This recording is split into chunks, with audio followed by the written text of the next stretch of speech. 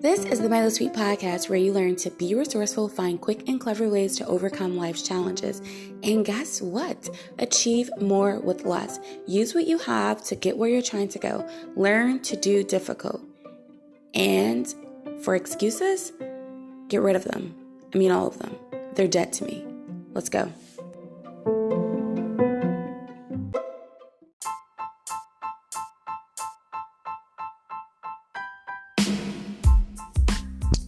Hey, okay, so today we're going to get really uncomfortable and we're going to think about all the things we build our life upon. So let's go back. Let's go back to when you were 5, 4, 3. I think I can't remember till I was 5. So I remember when I was 5, and here's a memory when I was 5. My brother put, oh my gosh, I can't believe I'm sharing this. He put my toothbrush in the toilet. I didn't know about it. And I think this was when I was 5. And I brushed my teeth with it. Hopefully the water was much more sanitary then. Maybe there was something in the toilet. Maybe it wasn't. And when I found out about it, because he was laughing at me. And if my brother is listening to this, please correct the story. This is based off my memory, if I'm wrong. And then I did the same thing to him. My mom was livid. So she was mad because she had to throw the toothbrushes away. Also, we were being wasteful, and we continued this prank amongst ourselves. So me and my brother had I would say a lifestyle or childhood where we would definitely raise it up a bit. And I also remember hashtag Chuck E. Cheese. I don't even know if people still go to Chuck E. Cheese. I tried to take my kids, I think once, and I didn't remember the pungent foot odor smell. And I just couldn't. I was like, and they sell food here? It was really hard for me to process. No shade if, I do remember, okay, so no shade if you take your kids there. But I just remember my local Chuck E. Cheese that I just couldn't do it. I was like, this is not going to work out well for your girl. But from my childhood, I was going to say, I remember having a party at Chuck E. Cheese with my cousin. Her birthday is a couple of days after mine, and we shared a party. And from a kid's perspective, I remember Chuck E. Cheese pizza tasting really good. So as an adult, I was trying to relive that memory of the pizza tasting good with my kid going there. And I want to say she was 1 or 2. Maybe it was between 1 and 2. And I got there and I was like, dude, we can't be here. I can't even smell this place, let alone sit to watch you play. And what are you playing in? My brain just started, it was too much. And then I was like, and they're making food here? That should be in a totally separate place. It should be a clear door that says, this is food funk. This is food, and then this is foot funk, from your foot. And I know I'm in a different place because I just had so many questions, and I'm like, where is the smell coming from, and why can't they seem to get it out? Is my kid going to come home and just completely just change her odor for life? Okay, so why does it even matter? So when I was an adult, I wanted to go back to Chuck E. Cheese because of a memory it gave me. We have a lot of memories from when we were kids. Yes, some of those are gut memories. Some of those are really hard, horrible memories. Okay, but they're memories. And those memories are sometimes the foundation to which we build our life on. We make them true for us. We make decisions on them. They're embedded in every form of our thinking. Think of your foundation as a type of lens you see the world through.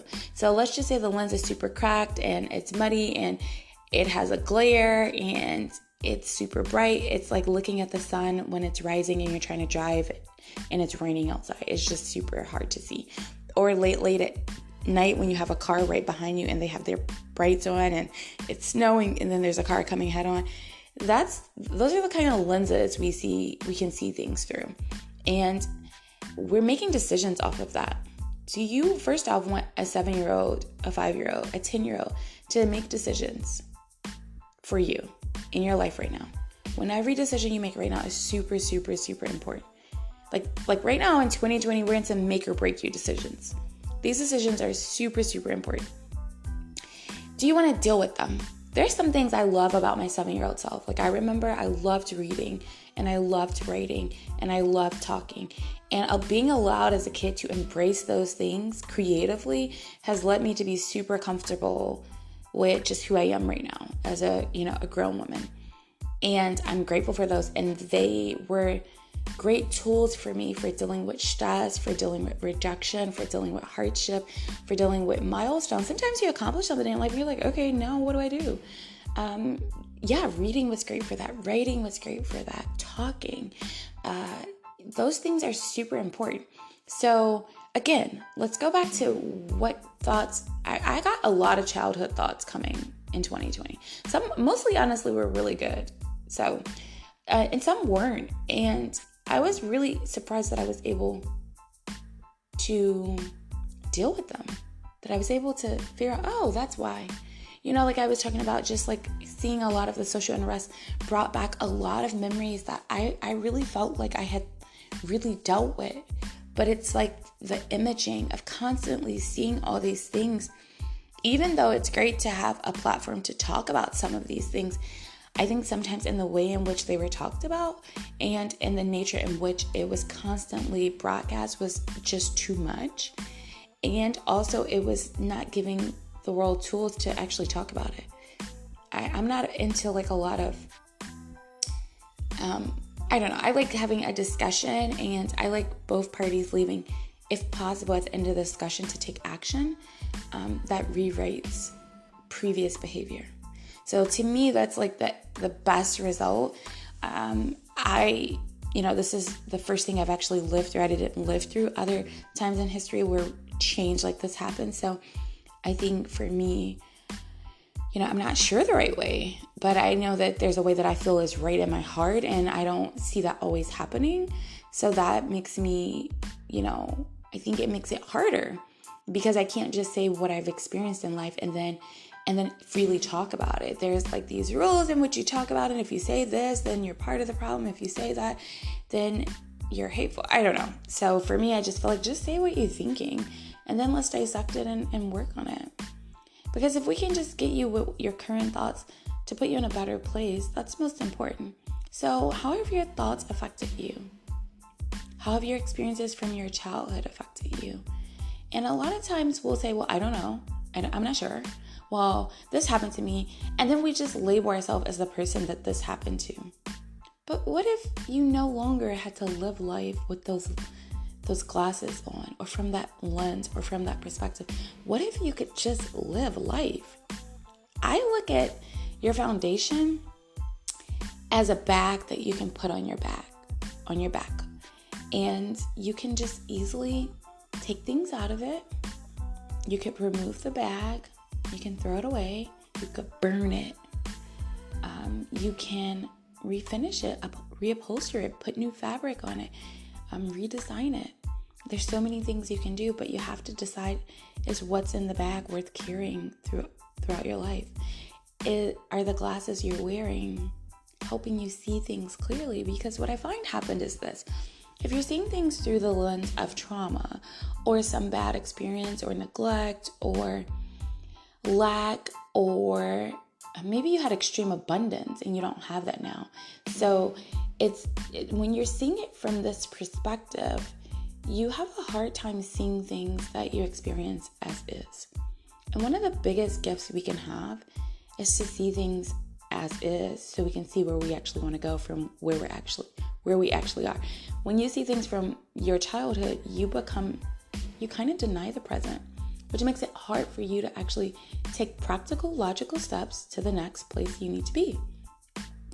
If you're not able to see where you're driving, then you don't know if you missed your stop, turned the right place. I mean, you don't know. You don't know if you're about to hit something, or if you just feel like you are and you're freaking out and it's nothing. The other part is you think things that are happening in your childhood are happening to you now. And sometimes they're not. So I've heard people say, the reason they did that to me is da-da-da-da. And then I think like, there's a long list of reasons, and that could be on the list. But I don't see that as the only reason. Like there's times where I've experienced perceived racism, but I don't know if it was racism. And so I know racism could be a multiple choice on the list, but I can't say that is the reason. Like recently, I was the only person told out of a group of white people to change my mask. We all had on cloth masks, and I was told that I needed to change to a surgical mask, and I was handed one. Okay, no one else was handed one. The reason they gave me was because, what's the reason? Oh, it was because they prefer those over cloth masks, but no one else was given a new mask. So, okay, no one else looks like me. In that case, I would say racism would be high on the list. We had similar, our masks were made the same. It wasn't like mine was vastly different. And so it was weird for me that for 2 hours I didn't see anyone else wearing or suggested to wear that mask. Can I confirm for sure that was racism? No. I think if I go back and I see a pattern of that, then I think sure. But I said, okay, this time that's odd.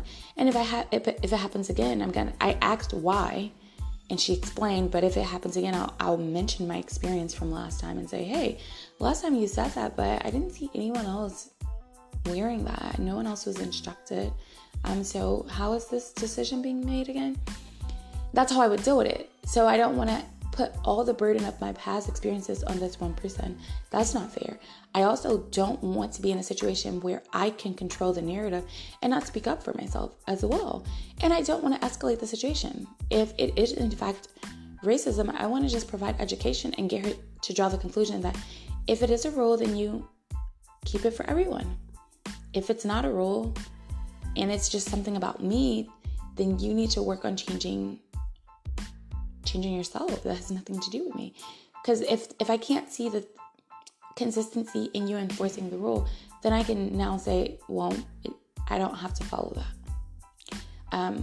So with that being said, in your personal life, anything from 2020, anything from your childhood, is there things that you are making decisions on that you fight for, but it doesn't make sense? Maybe someone's mentioned that and you got really upset about it. Or maybe, let's say you're afraid someone would abandon you because you've been abandoned. You're afraid you'll be neglected because you'll be neglected. Maybe as a kid, no one communicated with you. So you feel that you see the world from people not wanting to talk to you. So you can't even see when people actually talk to you. You see the world that no one cared about me. So when people actually try to care for you, you don't know what it looks like. You see the world of, all the guys, they don't treat you right. So when someone comes along, you can't even recognize what it looks like. Not to mention that when you see the world that way, you actually project that onto other people. You deflect when someone gives you feedback and you project your trauma on them. And especially on your kids. So if you have negative things about yourself and they're undealt with, you will project those onto your kids. And they'll start to see the world that way. And they have a chance to see the world better. I think kids are phenomenal. So how is this affecting you? I think take the lens off. All right, that's all. It's a conversation for you to think about how things are affecting you from your childhood. We're going to dive deeper into this, into more series, into more episodes. But I feel like this is the first thought for you to think. So start thinking about that. Start paying attention to your thoughts. Start paying attention to what you're seeing, how you're feeling, how you're reacting. Because it's very hard to implement something new when you can't even notice what you actually do.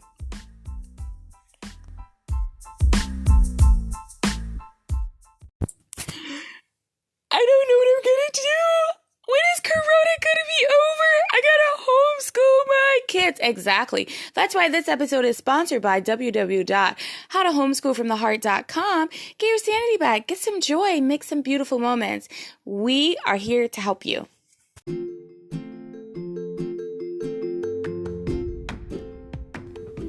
All right. That's another episode in the books. Hello? Hello? I said it's over. Why are you still listening? Like, seriously, the episode is over. If you're still listening right now, you know what? You're probably a chronic procrastinator. Guess what? I'm still listening too. Come on, for real, seriously. We gotta go do something productive. No, like for real. No, for real. Okay, you can keep listening.